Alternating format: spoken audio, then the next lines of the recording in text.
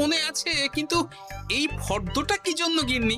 আমি শিবরাত্রির দিন বিকেলে বাবার মাথায় দুধ ঢালতে যাব, তাই তোমাকে আগে থেকে লিখে দিলাম কি কি লাগবে। সব আগে আগে নিয়ে আসবে। হ্যাঁ, দেখি কি লেখা আছে। দুধ 1 সের, গঙ্গা জল, নারকেল, ঘি, মধু, দই, সন্দেশ, রসগোল্লা, আকন্দ ফুলের মালা, ধূপ, মোমবাতি, 108টা বেলপাতা, ধূত্র ফুল, নীলকণ্ঠ ফুল, লাল পাড় সাদা পাটের শাড়ি।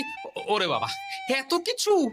হুম, এখন ওরে বাবারে মারে কিছু চলবে না, চলবে না। আর আগে থেকে লিখে দিয়েছি, আমি কোনো বায়না শুনবো না। হ্যাঁ, যদি না নিয়ে আসো তাহলে কিন্তু চলে যাব। হ্যাঁ, বলি, শিবরাত্রির দিন তো মেয়েরা বাবার মাথায় দুধ জল ঢালে বাবার মতন স্বামীর কামনায়। তা আমি তোমার স্বামী তো উপস্থিত, তাই এত কিছু।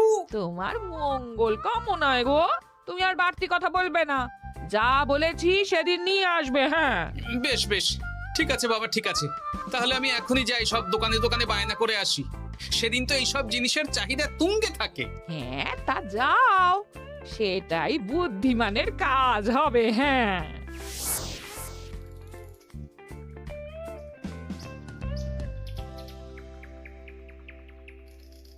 আরে এই তো পুটির বাবা, সকালে রাজসভায় গিয়েছিলে কিন্তু তেমন কোনো কথা হলো না। হ্যাঁ গোপাল দাদা, এখন কি যে করি।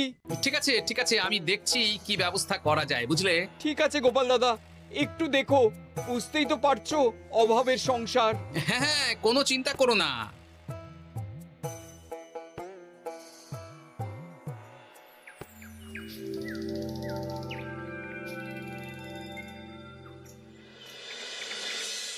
আচ্ছা, আজ তাহলে শিবরাত্রির আয়োজন নিয়ে আলোচনা হোক।